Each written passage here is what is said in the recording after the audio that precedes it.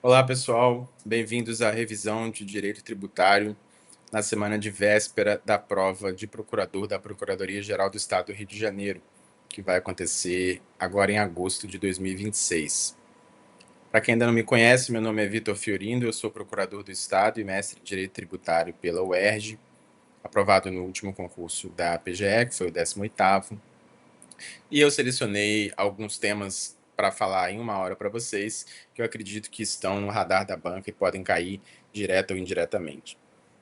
Antes de começar, uma palavrinha sobre a banca. É uma banca majoritariamente composta por procuradores. Mesmo os membros que não são procuradores têm uma lida muito prática e diária com o contencioso de direito tributário, envolvendo o direito estadual, especialmente.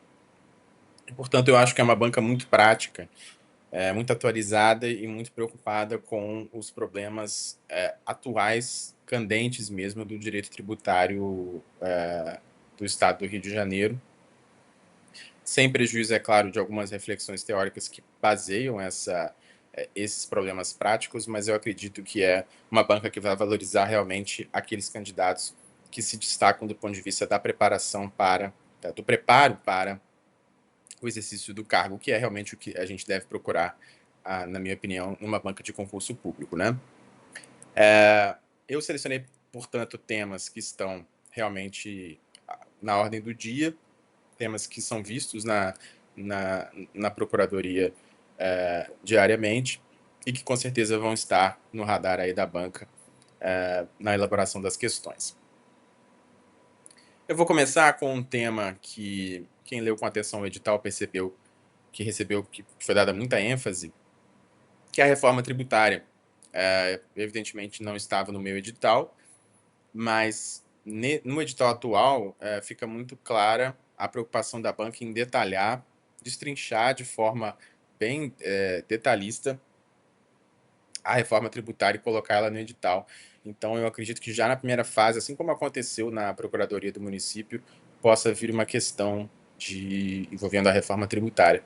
Mas algo que me chamou a atenção foi que a reforma foi trazida também em alguns pontos do edital com um viés de comparação com o sistema anterior, ICMS, IBS, neutralidade, não cumulatividade.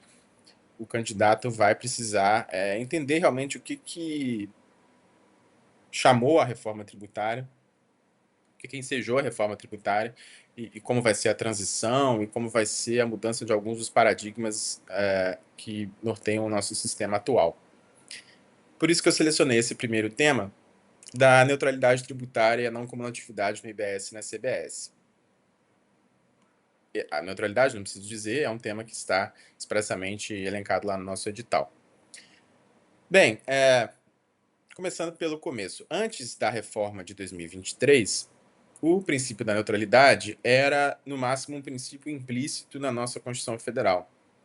Não vinha expressamente. E ele era extraído e, às vezes, até confundido com o princípio da livre concorrência, do artigo 170, inciso 4, e com o princípio da isonomia ou da vedação do tratamento desigual, que no direito tributário, particularmente, está lá no artigo 150, inciso 2.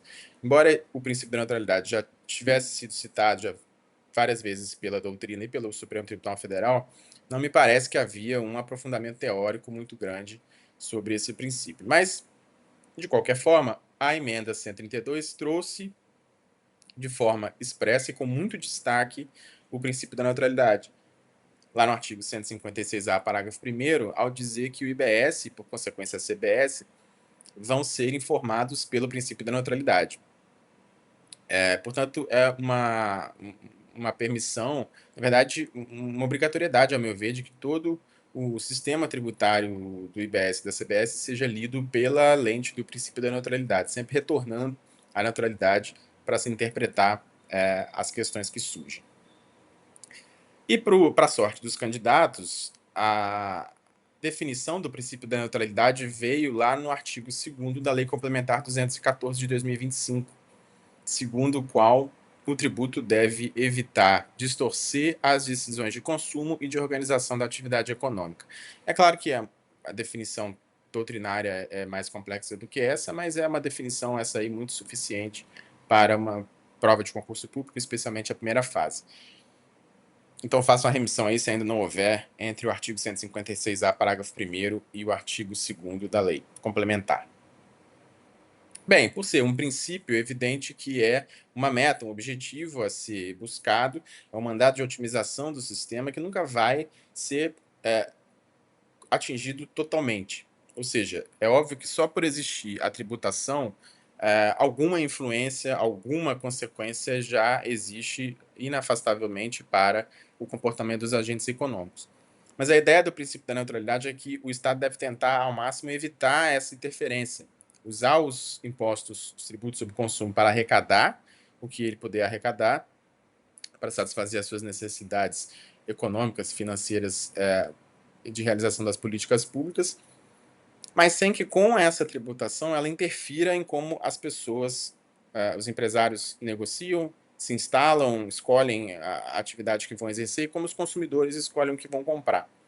E a razão disso, grosseiramente simplificada, é que toda vez que estudos econômicos e jurídicos de longa data já demonstraram que toda vez que o Estado tenta, por meio da tributação sobre o consumo, interferir na economia, geralmente dá errado.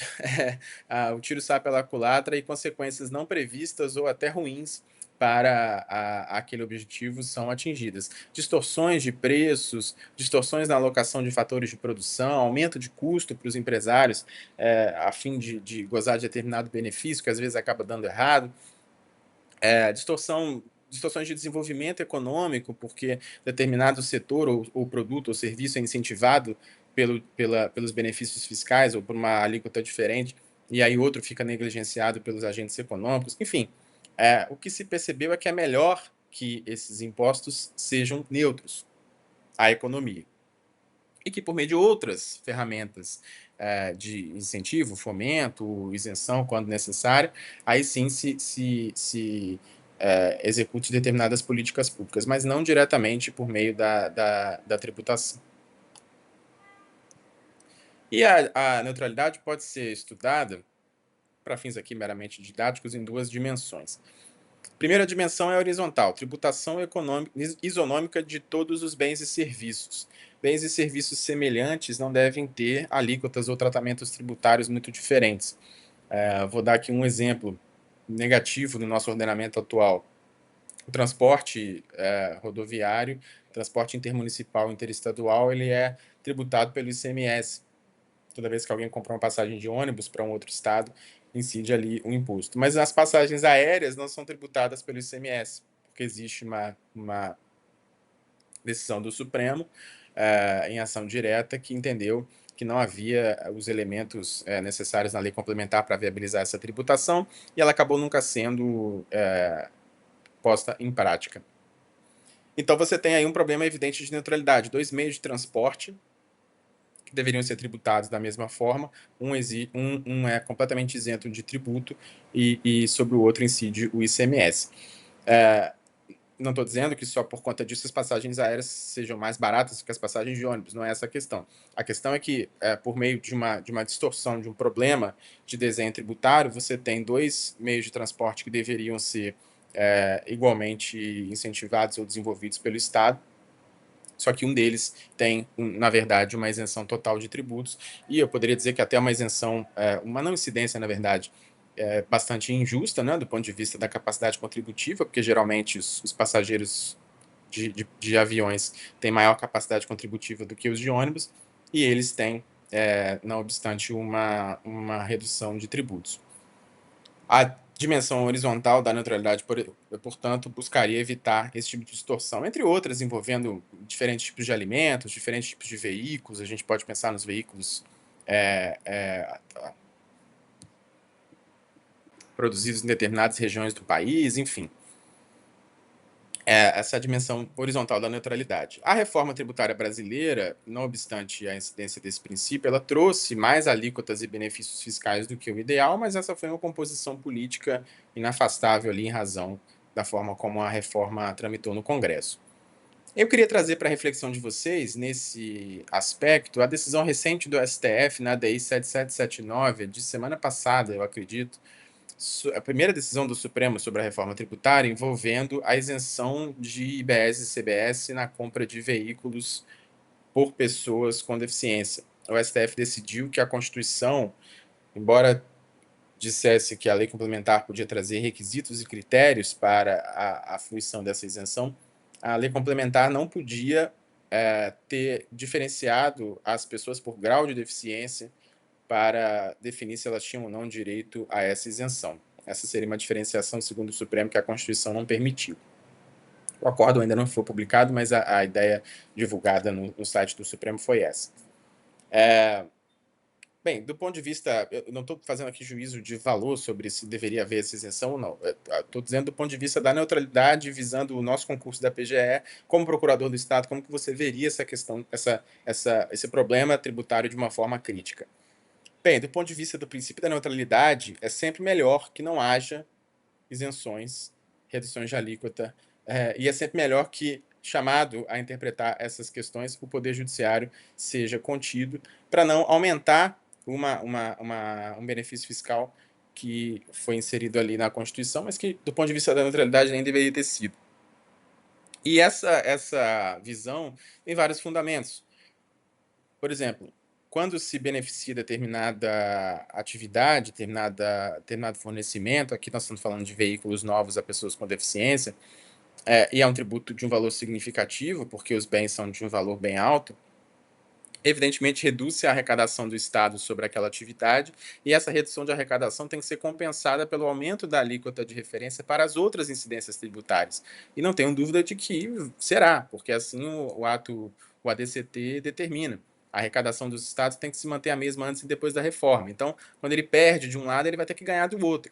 E para ganhar do outro, ele vai aumentar as alíquotas sobre todas as demais incidências, tanto sobre os produtos e serviços que também são consumidos por essa mesma categoria de pessoas, quanto por outras pessoas que também são vulneráveis, que também têm uma capacidade contributiva reduzida ou precisam de incentivos estatais para o consumo e, no entanto, vão ter uma carga tributária aumentada em razão da ampliação dessa isenção. Outra questão, o ganho social de uma determinada isenção nem sempre é transmitido totalmente, perfeitamente ao consumidor final. Isso é até intuitivo, né? A gente sabe que quando o Estado reduz impostos sobre alguma mercadoria ou serviço, muitas vezes essa redução não chega ao consumidor final diretamente na forma de redução de preço, pelo menos não 100%. E isso é verdade, já foi atestado por muitos estudos econômicos. Por outro lado, quando o imposto aumenta, imediatamente o preço aumenta também, né? Isso tem razões econômicas, enfim, que não cabe aqui discutir, mas é um problema também do ponto de vista da neutralidade dos benefícios fiscais. Às vezes, esse benefício não é totalmente repassado ao consumidor final, porque ele acaba sendo absorvido ou internalizado pelo empresário, que afinal é o contribuinte de direito desse tributo. Bem, a neutralidade tributária buscaria, portanto, evitar esse tipo de distorção e, potencialmente, com a arrecadação que se obtém desses impostos, realizar políticas públicas, aí sim, voltadas ao benefício mais diretamente aferível a esses grupos vulneráveis. Me parece, então, que o STF, não li ainda o acórdão inteiro, mas, do ponto de vista da neutralidade, pode ter falhado aí nesse primeiro julgamento sobre a reforma. Isso se conecta com outro ponto que eu trouxe para vocês, que também pode aparecer na nossa prova com viés comparativo, entre a seletividade, que é um princípio que incidia e informava o nosso ICMS, e a neutralidade, agora no IBS e na CBS, somado ao cashback. Bem, vocês sabem que no ICMS a seletividade era facultativa. Isso significava que consumos, mercadorias essenciais, não supérfluas, deveriam ser tributadas, segundo esse princípio, facultativamente pelos estados, por alíquotas menores ou pela alíquota geral daquele ente federado. Portanto, na seletividade, olha-se para a mercadoria em si, o produto, e aí seleciona-se aqueles produtos que são mais essenciais para que sejam tributados com alíquotas menores. A grande decisão do STF sobre a seletividade foi no tema 745 da repercussão geral, em que se decidiu que a seletividade, uma vez adotada pelo Estado para beneficiar qualquer mercadoria, também deveria ser para reduzir a tributação sobre energia elétrica e telecomunicações à alíquota geral. Depois veio a Lei Complementar 194 e estendeu essa ideia para os combustíveis e o transporte coletivo, gerando uma queda de arrecadação enorme para os estados, inclusive o estado do Rio de Janeiro, que antes aplicava uma alíquota bem maior, especialmente aos combustíveis, do que a alíquota geral. Bem, qual era o problema, o grande problema da seletividade? É que, ao olhar exclusivamente para o produto, a seletividade deixa de considerar, porque o ICMS ainda está vigente, a capacidade contributiva subjetiva das pessoas. Então, mesmo as pessoas com capacidades contributivas muito diferentes, as famílias ou os indivíduos ricos e pobres, passam a pagar imposto idêntico sobre o seu consumo essencial, que em grande parte é o mesmo. Energia elétrica, por exemplo, é consumida tanto pelas famílias de baixa renda quanto pelas de alta renda. É claro que em volumes diferentes, mas quando se aplica uma mesma alíquota para toda a energia elétrica, como o Supremo Tribunal Federal mandou fazer, você tributa da mesma forma as pessoas pobres e as pessoas ricas. Isso é muito indesejável do ponto de vista da justiça fiscal. Da mesma forma, combustíveis, transporte coletivo, enfim. Mas aí alguém pode estar perguntando, mas você não disse que, do ponto de vista da neutralidade, é melhor que todo mundo seja tributado da mesma forma? É melhor que as alíquotas sejam uniformes para todos e que não se beneficie determinada categoria de pessoas? Porque então você está criticando a seletividade, dizendo que ela não olha para a capacidade contributiva subjetiva das pessoas. Bem, vejam, o problema da seletividade é tratado na neutralidade, como eu disse quando eu comentei a decisão do STF, por meio de outras ferramentas que não a redução direta da tributação. Na seletividade, você busca fazer essas compensações, essas diferenciações, olhando diretamente para a tributação do produto. Então, se a energia elétrica ela é essencial, você abaixa o tributo. Mas aí você deixa de considerar que tem pessoas com muita capacidade contributiva que também consomem energia elétrica.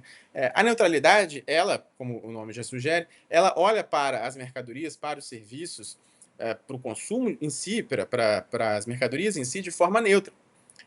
Tributando com a mesma alíquota. Só que aí ela permite que o Estado utilize outras ferramentas para aí sim graduar as suas políticas públicas conforme a capacidade contributiva de cada um.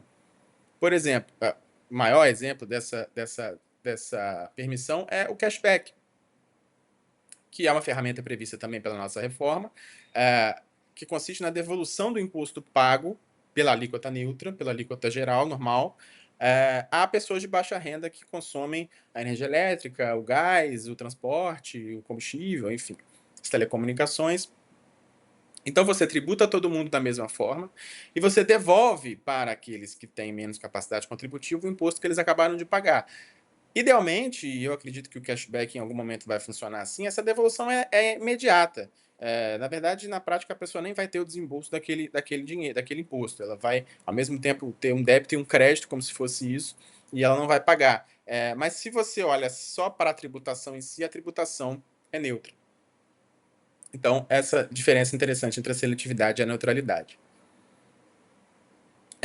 Em seguida, a outra dimensão da neutralidade que nós podemos estudar é a neutralidade vertical, que significa que a carga tributária efetiva deve ser a mesma ao longo da cadeia, ao final da cadeia e ao longo dela, independentemente do número de circulações intermediárias, desde a primeira até o consumidor final. Então, independentemente do número de etapas na fabricação de determinado bem, ou mercadoria, ou prestação de um serviço, a tributação deve ser a mesma independentemente de todas essas etapas serem concentradas em um único fornecedor ou de haver sucessivos fornecimentos. É a ideia de não cumulatividade que quem estudou ICMS minimamente já tem aí na cabeça. Eu não vou me estender muito na definição teórica disso. Aqui eu vou passar rapidamente, vou voltar já à não cumulatividade, mas só para finalizar essa parte dos instrumentos da neutralidade na emenda constitucional. A base ampla, eu já falei, operações com bens e serviços em geral, então com poucas exclusões, acaba a discussão sobre incidência do ISS sobre alocação de bens, enfim, software, transporte aéreo, a ideia é que todas essas discussões acabem. Tributação no destino, isso também está lá no nosso edital, como um instrumento de neutralidade na emenda no IBS e na CBS, porque evita ou elimina totalmente a guerra fiscal que assolou o ICMS. com a tributação no destino, pouco importa se determinado contribuinte está instalado aqui ou ali, em um território ou no outro, na verdade, a tributação vai ser de titularidade do Estado, do município em que ocorre o consumo. Então, em tese, não haverá mais competição entre os entes federados pela instalação de contribuintes ali no seu território, pelo menos do ponto de vista da arrecadação tributária. Vedação aos novos benefícios fiscais, já falei sobre isso. Cobrança por fora, também era uma crítica que se fazia ao ICMS, a cobrança por dentro, considerando o imposto na sua própria base, gera um problema de transparência, de uma dificuldade de cálculo que agora vai ser eliminada.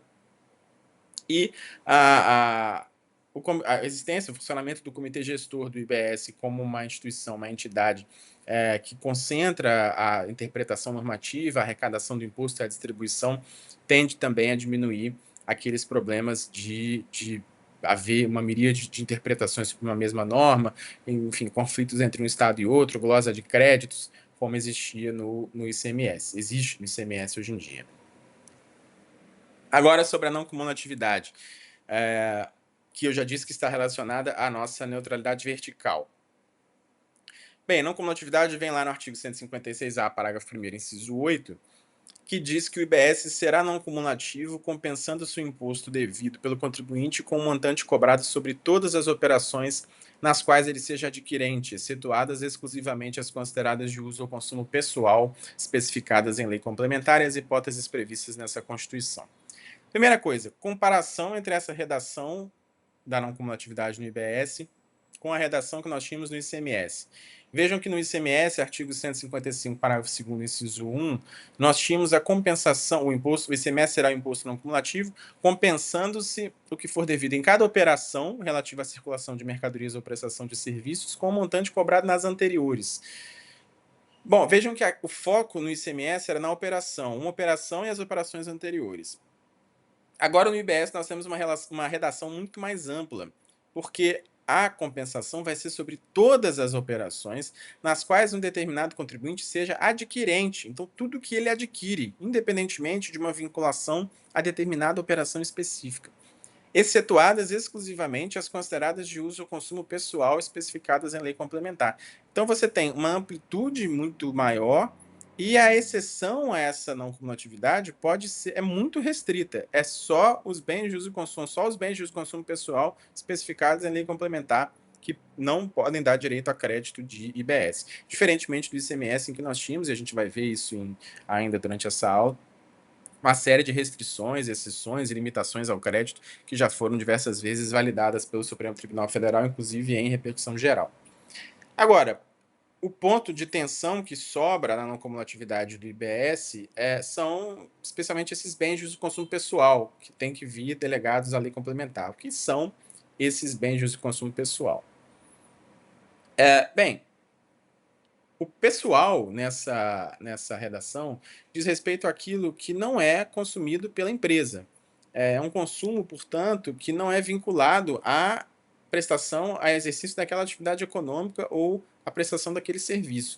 Porque se é um uso ou consumo pessoal, seja da empresa em si, seja dos seus sócios, dos seus diretores, dos seus empregados, então essa tributação tem que ser exercida, não pode dar direito a crédito o consumo das pessoas individuais envolvidas naquela prestação, porque senão você está, na verdade, desonerando aquele consumo.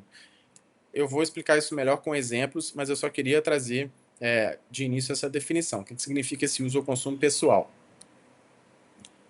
Vejam, lá no artigo 57 da Lei Complementar 214, vem uma definição com alguma lista e algumas exceções do que são os bens de uso e consumo pessoal, portanto, do que não pode dar direito a crédito. E entre esses bens estão, por exemplo, bebidas alcoólicas. Se uma empresa compra bebida alcoólica, vamos supor que um escritório de advocacia compre um whisky para beber, para os sócios, enfim, para as reuniões com os clientes. Essa bebida, por ser um consumo pessoal dessas pessoas e não um consumo, vamos dizer assim, empresarial do escritório de advocacia, não vão poder ser creditadas. Há outros exemplos, lá no artigo 57, inciso 1, obras de arte, armas e munições, coisas que a lei enxerga que são para um consumo pessoal e não para um consumo da empresa, para um uso ou consumo empresarial voltado à atividade econômica tributada pelo IBS e pela CBS. Esses bens não podem dar direito a crédito, porque se eles derem direito a crédito, na prática a empresa estará sendo desonerada do imposto sobre aquele consumo, de forma a afetar a isonomia com outros contribuintes que têm que pagar.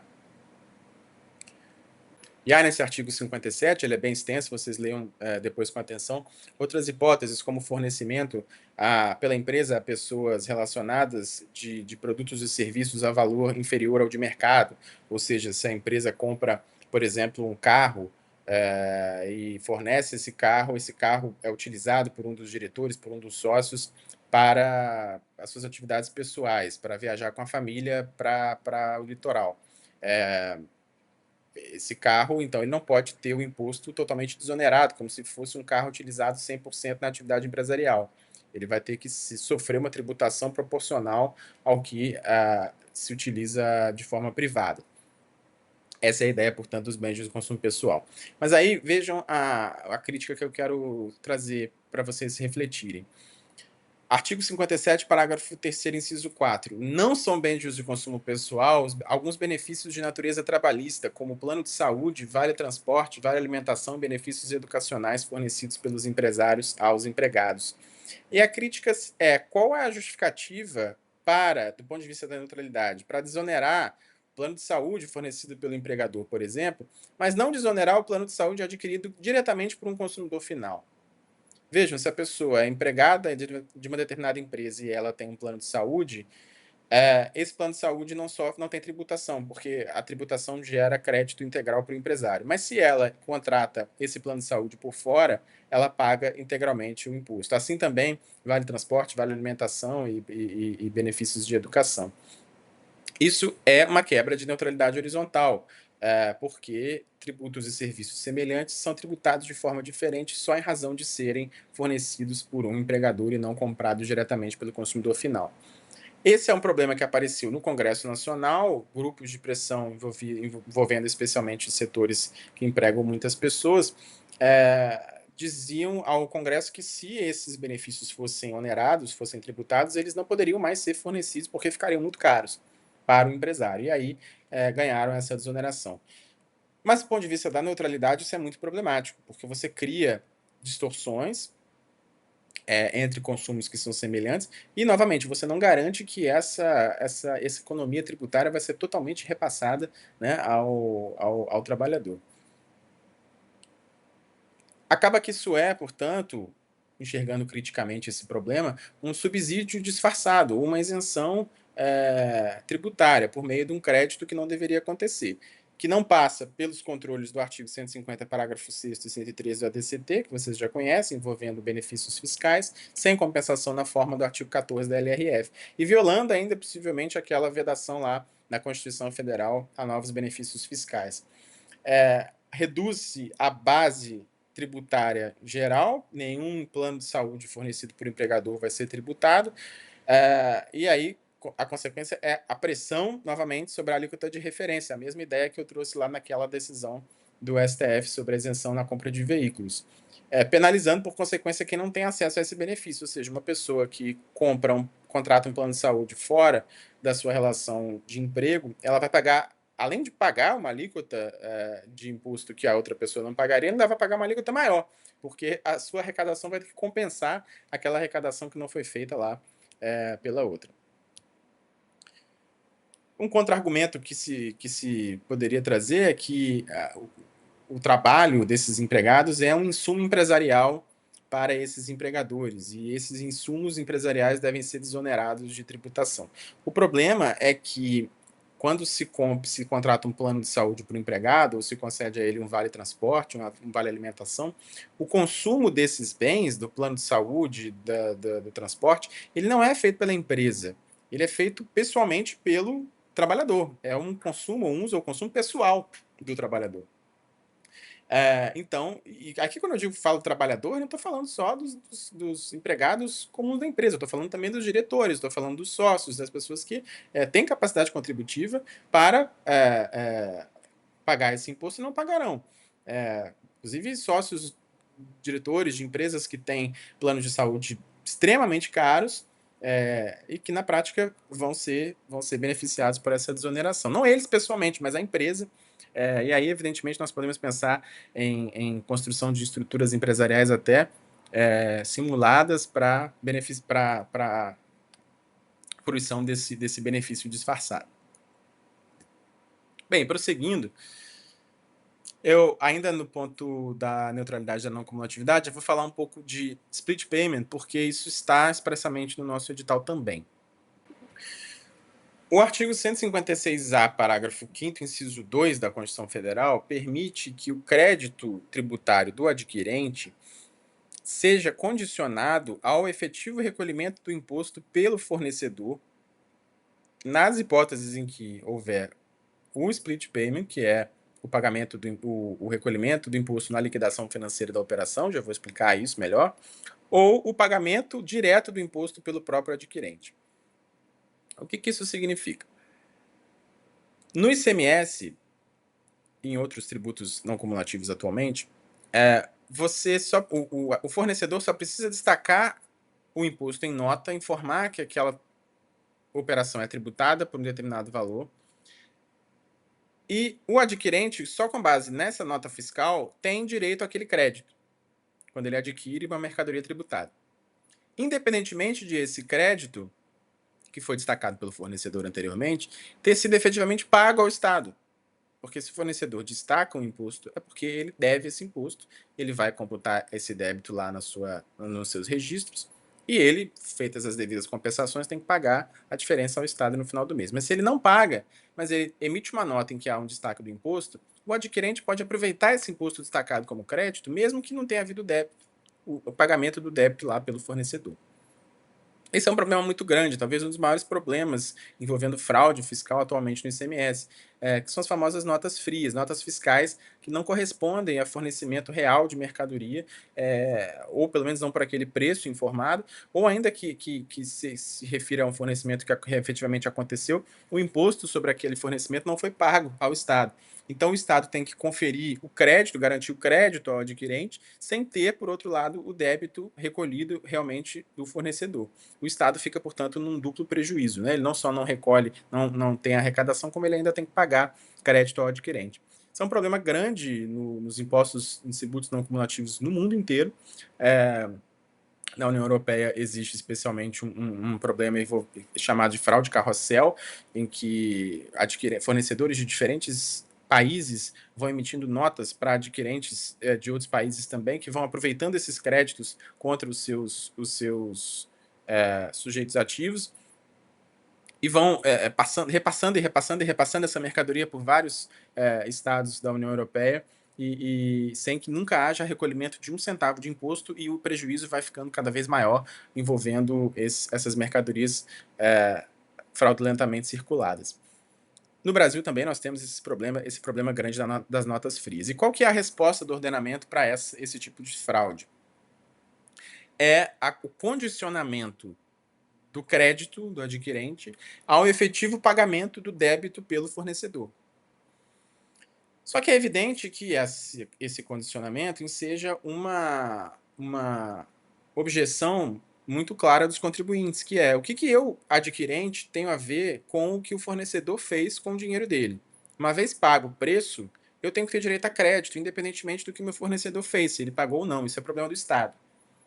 E no ICMS, essa argumentação foi acolhida pelo STJ, o que foi cristalizado lá na súmula 509, segundo a qual o adquirente tem direito ao crédito, o adquirente de boa-fé tem direito a crédito, independentemente de fornecedor ter pago ou não o imposto. Bem, no IBS e na CBS vai ser um pouco diferente, porque a Constituição permite esse condicionamento do crédito ao pagamento do débito nas hipóteses em que ocorrer ou puder ocorrer o split payment e o pagamento pelo adquirente. Então vamos à definição desses dois institutos. Primeiro, o recolhimento pelo adquirente é mais fácil entender.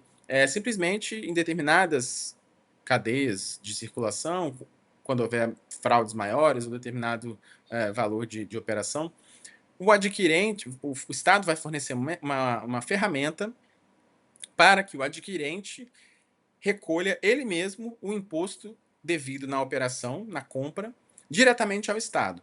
Então, em vez de ele pagar o preço total, incluindo os impostos, ao fornecedor, e depois o fornecedor paga ou não o imposto ao Estado, o próprio adquirente, a pessoa que está comprando, a empresa que está comprando, ela pode emitir um boleto, um QR Code ou algo assim, para pagar diretamente o tributo ao Estado, e aí ela tem que pagar ao fornecedor só o preço da mercadoria descontado desse imposto. A vantagem disso, evidentemente, é que o Estado recebe imediatamente o imposto, independentemente da conduta do fornecedor. E a contrapartida para o adquirente é que, no mesmo momento em que ele pagar o imposto ao Estado por essa compra, esse pagamento vai ser liberado como crédito para ele próprio aproveitar na sua contabilidade. Então, o saldo para ele é zero. Ele paga, assim como seria zero mesmo se ele pagasse ao fornecedor e o fornecedor corretamente recolhesse ao Estado.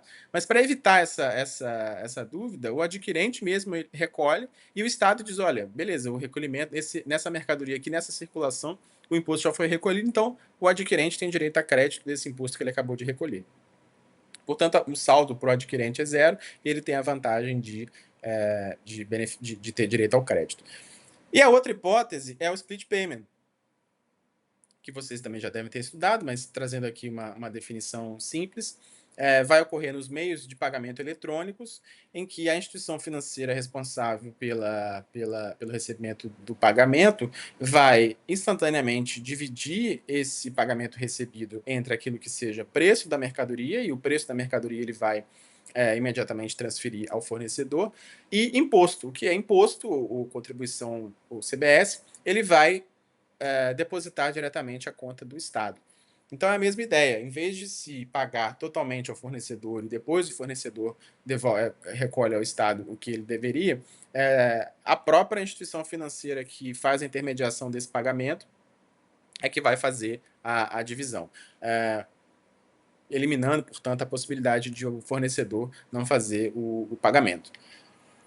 Uma coisa importante sobre o split payment que vocês têm que ter em mente é que ele é subsidiário. Ele só vai acontecer se o fornecedor já não tiver pago aquele imposto por outros meios, porque se ele tiver pago, o split, então, não vai ser necessário e o valor total daquele pagamento vai ser direcionado ao fornecedor, para evitar, evidentemente, um recolhimento duplo, né? E o tributo, portanto, ele deixa de circular com o split payment no caixa do contribuinte, ele é do fornecedor, né? E ele é diretamente entregue ao Estado quando for realmente necessário. Rapidamente, objeções que os contribuintes têm feito ao split payment, e isso tem saído bastante na mídia, em redes sociais, algumas coisas têm viralizado sobre o suposto absurdo que seria o split payment, porque é como se o Estado estivesse comendo uma parte do preço recebido pelo fornecedor. Bem, isso não é verdade, porque o split payment, primeiro, ele só funciona quando o fornecedor já não pagou aquele tributo que é devido efetivamente por outros meios. Ele é subsidiário. E, além disso, o tributo embutido naquela compra, naquele pagamento, não é patrimônio realmente do fornecedor. Aquele tributo circula, transita pelo caixa do fornecedor de forma temporária, única e exclusivamente por uma deficiência tecnológica mesmo que havia até então, uma necessidade de se aguardar a apuração total dos créditos e débitos daquele fornecedor até o mês seguinte, e aí sim se exigir, em determinado prazo de vencimento, o recolhimento do tributo. Mas se o sistema consegue identificar automaticamente os créditos que aquele fornecedor tem e verificar se ele já fez ou não o pagamento do tributo, e se ele não tiver feito, direcionar diretamente o pagamento ao Estado, não há violação alguma de direito do fornecedor, que não tem no seu patrimônio jurídico realmente esse tributo. Foi inclusive isso que o STF decidiu no tema 69, quando disse que o ICMS não integra a base de cálculo da PIS e COFINS, porque não é receita do fornecedor. E era exatamente isso que os contribuintes defendiam, que não era uma receita sua, era só alguma coisa que ficava no seu caixa por alguns dias até ele ser obrigado a entregar aos estados e, portanto, não podia ser tributado, e o STF assim concordou.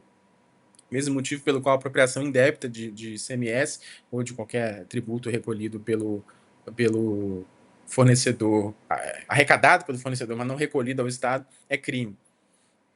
E uma rápida resposta à objeção frequente de afetação do fluxo de caixa do fornecedor é de que, primeiro, esse problema de fluxo de caixa não é tão grande assim, porque ele só, de novo, o split payment só acontece se o fornecedor já não tiver pago o imposto por outros meios. Então, não é sempre que o split payment vai efetivamente funcionar. É só se já houver ali um atraso do tributo que deveria ser recolhido. Ou a ausência de créditos para fazer a compensação, e aí o split faz o recolhimento instantaneamente, mas é um recolhimento que já deveria ser feito de qualquer forma. E segundo, não é direito subjetivo do fornecedor manter esse dinheiro em caixa. Como eu disse, isso era só em razão de uma falha sistêmica, de uma impossibilidade sistêmica de o recolhimento ser feito imediatamente. Mas agora, com o split payment, que o recolhimento vai poder ser feito imediatamente, não há razão jurídica para que se conceda esse crédito, esse capital de giro aos fornecedores por alguns dias ou alguns meses que seja, em detrimento do Estado. Afinal de contas, o Estado também precisa desse dinheiro em caixa para honrar com seus compromissos, inclusive para fazer os ressarcimentos de crédito a outros fornecedores espalhados pelo Brasil que vão solicitá-lo.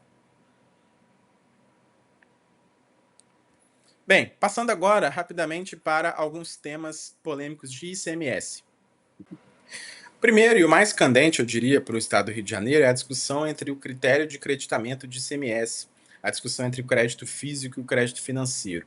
É uma discussão que surge do artigo 155, parágrafo 2º, inciso 1, que eu já li com vocês, que diz que é compensado o imposto cobrado nas operações anteriores. Mas quais operações anteriores? E aí surgem duas leituras possíveis, uma mais restritiva, que é a do crédito físico, segundo a qual só aquelas mercadorias que se incorporam fisicamente ao produto final ao longo da cadeia de produção é que poderiam ensejar crédito ao contribuinte.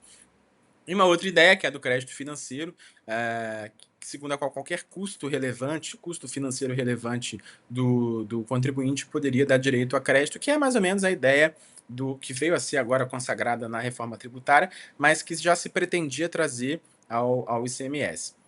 O STF tem posição histórica pelo crédito físico, dizendo de longa data que só os produtos que se incorporam fisicamente ao produto final no ICMS é que podem dar direito a crédito. Isso é antigo, mas há decisões aí de 2018 e depois de 2023, a gente vai ver sobre esse assunto do STF. A Lei Complementar 87 de 96, no entanto, ela tentou trazer e trouxe em alguma medida o crédito financeiro para o ICMS. Primeiro, lá no artigo 20, ela diz que todas as mercadorias adquiridas dão direito a crédito, exceto as alheias à atividade do estabelecimento, no parágrafo 1º. Então, em princípio, seria a lei complementar teria trazido o crédito financeiro lá em 1996. Acontece que, por razões orçamentárias, econômicas dos estados, a implementação efetiva desse crédito financeiro foi muito mitigada, especialmente lá no artigo 33. Foi mitigada para a energia elétrica, que só pode ser acreditada na proporção das industrializações, foi mitigada para o ativo permanente, que tem também uma série de regras, e foi mitigada especialmente para os bens de uso e consumo do estabelecimento, que foi o crédito desses bens foi totalmente adiado por várias leis complementares que alteraram a Lei Candir. A última delas é a Lei Complementar 171. A grande questão é o que são esses bens de uso e consumo do estabelecimento. Vejam que não são bens de uso e consumo pessoal, de que trata lá o IBS, são bens de uso e consumo do estabelecimento. Mas o que é isso? Aqui eu trouxe um tema do STF, tema 346, que considerou constitucional essa postergação, justamente porque era uma postergação do crédito financeiro, que não decorria, segundo o STF, diretamente da Constituição. Bem, a leitura do Estado é de que bens de uso e consumo do estabelecimento é qualquer bem adquirido pelo estabelecimento, utilizado na atividade econômica, porque se não fosse utilizado na atividade econômica já seria excluído lá pelo artigo 20, parágrafo 1º, mas que não se incorpora fisicamente ao produto final, porque aquilo que se incorpora fisicamente ao produto final, o STF já disse que pode ser creditado. Então, tudo que não for fisicamente integrado seria um bem de consumo do estabelecimento e não poderia ser creditado em razão desse artigo 33, inciso 1. A leitura dos contribuintes sempre foi muito mais restritiva dessa definição, dizendo que bens de uso e consumo do estabelecimento seriam as mercadorias e bens alheios à atividade fim. Seria um uso só do próprio estabelecimento e não para a atividade econômica. Por exemplo, produtos de limpeza ou papel higiênico comprado por uma indústria de petróleo seria um bem de uso e consumo do estabelecimento, porque não tem nada a ver com a produção de petróleo. No entanto, bens que são relevantes, essenciais para a produção do petróleo em si, como produtos químicos utilizados lá na fase de extração, ou de perfuração do poço, enfim, mesmo que não incorporados fisicamente ao petróleo, ao gás natural, aos derivados, mas desde que sejam inerentes, essenciais à atividade fim, poderiam ser creditados, porque não seriam bens de uso e consumo.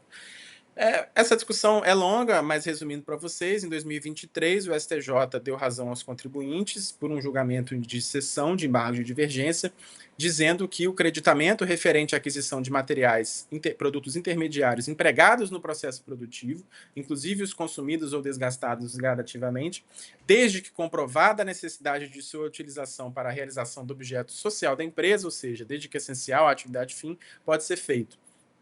Esse creditamento não poderia ser obstado pelo artigo 33, inciso 1. O STJ parte aí, criou, na verdade, um critério da essencialidade para permitir o crédito de ICMS. O STF, eu já disse que sempre adotou a linha do crédito físico, mas havia uma dúvida sobre se o STF ia manter essa posição depois da Lei Candir e especialmente depois dessa decisão do STJ de 2023. E aí, alguns dias depois da decisão do STJ, veio a decisão do STF no tema 633 da repercussão geral, que disse respeito a creditamento nas operações de exportação, mas em que houve, no acordo, no interior do acordo, uma reafirmação do crédito físico. O STF foi chamado a decidir se os exportadores teriam direito a crédito financeiro, porque eles alegavam que deveriam ter esse direito em razão de realizarem operações beneficiadas por imunidade. Mas o STF disse que não, que a regra geral é o crédito físico para todos os contribuintes, inclusive para os exportadores.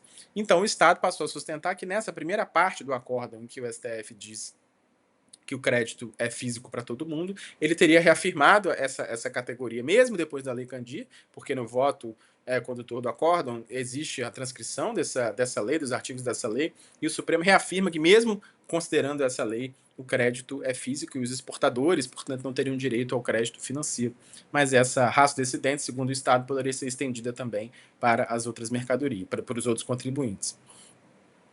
Aqui outros argumentos que o Estado usa, né? O STJ leu a não cumulatividade como um direito inerente, não cumulatividade muito mais ampla do que o STF, considerando um direito do contribuinte que não poderia ser restringido por uma lei complementar, enquanto que o STF entende o contrário, quer dizer, a não cumulatividade na Constituição ela é física, é o critério do crédito físico, e o que vem em lei complementar é um benefício fiscal, na verdade, é um plus. E esse mais deve ser interpretado restritivamente pelo Poder Judiciário. Isso está também lá no acórdão do tema 633 e subsidia a interpretação do Estado. Artigo 111 do CTN também, que diz que os benefícios devem ser interpretados de forma literal, e a impossibilidade de limitar o tema 633 apenas às exportações, o que criaria uma quebra de isonomia grande entre contribuintes, um problema sistêmico em que os contribuintes exportadores têm uma carga tributária maior do que os contribuintes do mercado interno, só em razão de o STF ter decidido de uma forma e o STJ de outra. A questão do caso concreto também, que é analisado lá tanto no recurso especial do STJ quanto no recurso extraordinário do STF, diziam respeito mais ou menos aos mesmos produtos e decididos de forma diferente por tribunais diferentes. Então, era uma contradição inafastável que deveria ser enfrentada. E, por fim, a questão da reforma tributária, né, que no IBS e na CBS veio o crédito amplo, sem essas restrições de incorporação física, mas isso é para frente, isso não pode ser o ICMS não pode ser interpretado com base em uma reforma tributária que surgiu depois, extinguindo o ICMS com uma série de compensações para os estados e substituindo ele pelo ICMS. Agora, a maior novidade desse tema, e é por isso que eu trouxe para vocês, especialmente, é que em junho de 2026 o STF afetou o tema 1465 da repercussão geral para discutir exatamente essa questão. Embora o Estado sustentasse que o tema 633 já teria lá na sua ratio decidendi resolvido a questão, e os contribuintes sustentassem que essa não era uma questão constitucional, que o STJ tinha decidido já o que a Lei Candir quis dizer, o STF decidiu só no plano constitucional, mas não impediu que a lei complementar trouxesse diferentemente. O STF, na afetação desse tema, trouxe um meio termo. Ele disse, olha, a questão é constitucional sim, porque nós já decidimos diversas vezes, realmente existe aí uma contradição entre algumas decisões do STF, e a questão, portanto, é constitucional, existe repercussão geral, mas ela não foi totalmente resolvida no tema 633, porque o tema 633 teve como foco a questão das exportações. Então, nós ainda precisamos realmente decidir isso de forma uniforme para todas as operações E aí foi afetado esse tema. Sem a suspensão imediata de todos os processos, mas na prática os processos ficam aguardando a solução do tema pelo Supremo. O impacto ao Estado do Rio de Janeiro é enorme, por isso que eu acho que é algo que pode cair. Vocês têm que lembrar de fazer essa contraposição aí entre as posições do STJ e do STF. Leiam, se puderem, um acórdão do tema 633, em que há diversas passagens aqui já citadas por mim, em que o Supremo reafirma o critério do crédito físico, mesmo depois da Lei Candir. Uma última observação sobre esse tema: o saldo credor de ICMS que existir em 31 de dezembro de 2032, que é a véspera da extinção do ICMS, ele vai ser pago, devolvido em dinheiro pelos estados depois da extinção do ICMS. Então, existe um interesse grande dos contribuintes por acumular esses créditos para ter depois a devolução. Bem, último tema, coisa julgada tributária. Isso também está lá no nosso edital, expressamente. E eu achei um problema interessante que pode ser trazido para a prova. Qual que é a questão controversa envolvendo a coisa julgada tributária? As relações tributárias são relações de trato sucessivo, elas se renovam geralmente mês a mês. Então, se um contribuinte obtém, por exemplo, uma decisão transitada em julgado, que reconhece a inconstitucionalidade de um tributo, mas depois o STF declara esse mesmo tributo constitucional em ação direta, com efeitos erga omnes e vinculantes, surge a seguinte dúvida: prevalece a coisa julgada individual, que aquele contribuinte tinha considerando o tributo inconstitucional, ou a decisão posterior da Corte? Aqui é preciso fazer uma ponderação, evidentemente, entre a garantia da coisa julgada, que é uma garantia de segurança jurídica, mas que não é absoluta, é de caráter principiológico também, e que tem que ser ponderada, nesse caso em específico, com a isonomia e a livre concorrência, porque evidentemente não é aceitável, não é justo que dois contribuintes de um mesmo setor, um que ajuizou a ação e outro que não ajuizou, ou um que entrou antes e outro que entrou depois naquele mercado, seja um onerado pelo tributo e o outro não. Isso gera distorções, problemas concorrenciais enormes, que são realmente preocupantes do ponto de vista, de novo, da neutralidade tributária, mas aqui mais especificamente da isonomia e livre concorrência. Vejam que por isso que eu disse que esse princípio já era enxergado aí em outras normas constitucionais. Bem, esse foi o mote da decisão do Supremo nos temas 881 e 885 da repercussão geral, em que o Supremo decidiu o seguinte: as decisões proferidas em ação direta ou em sede de repercussão geral interrompem automaticamente os efeitos temporais das decisões transitadas em julgado nas referidas relações jurídicas de trato sucessivo, respeitadas a irretroatividade, a anterioridade anual e a noventena, ou anterioridade nonagesimal, conforme a natureza do tributo. Então, o Supremo decidiu que realmente, quando ele fixa a constitucionalidade de determinado tributo, essa fixação, essa decisão, imediatamente interrompe os efeitos das decisões transitadas em julgado individuais que os contribuintes tinham anteriormente declarando a inconstitucionalidade. E assim também vice-versa: se o contribuinte tinha uma decisão desfavorável e depois o Supremo decide favoravelmente, a Fazenda vai sofrer essa consequência. E a cessação, a interrupção dos efeitos dessa decisão é automática e dispensa a ação rescisória. Essa é a principal consequência processual, especialmente porque a ação rescisória tem um prazo de 2 anos e muitas vezes o Supremo demora muito mais do que isso para decidir sobre a constitucionalidade de um tributo. E o que o Supremo argumentou é que, nesse caso, a coisa julgada não é desconstituída, não é rescindida. Na verdade, a coisa julgada tributária, como em qualquer outra relação jurídica de trato sucessivo, ela é rebus sic stantibus, ela é conforme a situação atual. Me falhou agora a tradução específica dessa expressão em latim, depois vocês procurem aí. Mas a ideia é essa. Não produz efeitos para o futuro quando as circunstâncias fáticas e jurídicas daquela situação se modificam. Então, se o Supremo declara a constitucionalidade, não é que se desconstitui a coisa julgada, é que ela deixa de produzir efeitos porque aquele cenário jurídico que a sustentava, que era a declaração anterior de inconstitucionalidade pelo juiz singular ou por um tribunal, ela é superada pelo Supremo. O grande exemplo que o Supremo trouxe, que foi o que levou aquele caso concreto, foi a CSLL, Contribuição Social sobre o Lucro Líquido. Havia diversas decisões individuais transitadas em julgado considerando a inconstitucionalidade desse tributo, e o Supremo, lá na ADI 15, julgado em 2007, o considerou constitucional. E aí, com essa decisão do STF nesses temas, ele concluiu que os contribuintes com trânsito em julgado anterior a essa ADI têm que voltar a ser tributados a partir da decisão do STF. Com a ressalva da irretroatividade, evidentemente, eles não podem ser cobrados do passado, porque tinham até então essa norma em seu favor, e respeitada também a anterioridade, conforme a natureza de cada um dos tributos, pelo mesmo motivo. Quer dizer, eles têm uma surpresa a partir dali, eles têm que passar a pagar aquele tributo que antes não pagavam, então tem que ser observada a anterioridade. Mesmo que essa norma seja uma norma produzida em juízo, e não uma norma produzida pelo legislador. Eu trouxe um exemplo do estado do Rio de Janeiro, que pode muito bem aparecer na nossa prova, sobre a nossa taxa de incêndio. E aí eu até aproveito para falar com vocês. Quem ainda não estudou, estude lá a DPF 1029 e o tema 1282 da repercussão geral.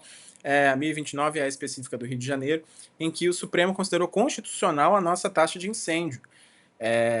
Superando, de certa forma, uma jurisprudência que já vinha se formando pela sua inconstitucionalidade em razão da extensão daquele julgamento lá do tema 16, em que o STF tinha decidido pela inconstitucionalidade das taxas de incêndio municipais.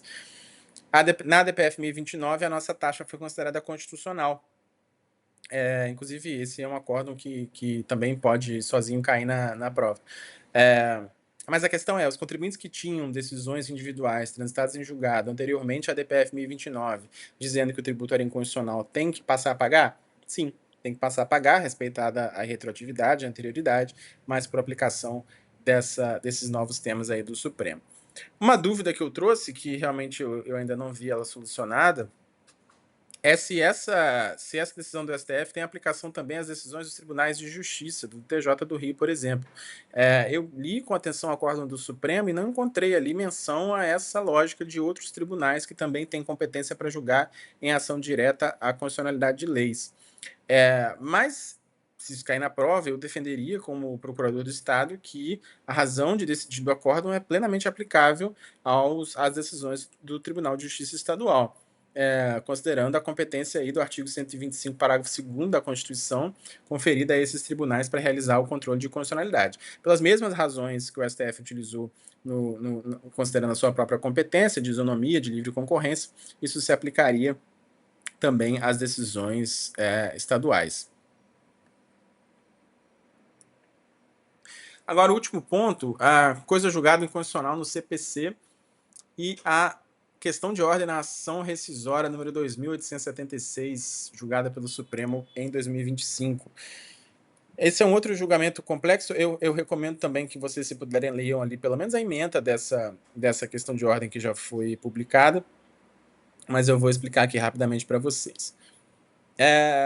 Bem, lá no CPC, artigos 525, parágrafos 12 a 15 e 535, parágrafos 5º e 8º, vem diversas disposições a respeito da incidência do tratamento das decisões de inconstitucionalidade sobre a coisa julgada, mais especificamente sobre o que se pode arguir em impugnação ao cumprimento de sentença quando se tem uma decisão que conflita com algo decidido depois pelo Supremo Tribunal Federal de forma contrária. E a dúvida é se essa decisão do Supremo tornaria inexigível o título executivo e judicial fundado em uma lei ou uma interpretação declarada inconstitucional pelo Supremo Tribunal Federal. O que diziam esses artigos? Parágrafo 14 do 525 e parágrafo 7º do 535 diziam que a decisão do STF, para que o executado pudesse arguir a inexigibilidade do título, a decisão do STF teria que ser anterior ao trânsito em julgado da decisão exequenda. Porque se partir do princípio de que se a decisão do STF fosse posterior, então o caminho seria necessariamente a ação rescisória. Só se a decisão do STF fosse anterior ao trânsito em julgado, aí é que se poderia partir do princípio de que ela deveria ter sido considerada no julgamento e, portanto, o título é inexigível. É o que diziam depois os parágrafos 15 e 8º. Se a decisão do STF fosse posterior, o caminho seria a ação rescisória com um prazo contado do trânsito em julgado da decisão do Supremo. E aí, evidentemente, esse recorte temporal deixava sem solução justamente o que foi julgado lá nos temas 881 e 885, quando o precedente do STF é formado depois da coisa julgada individual.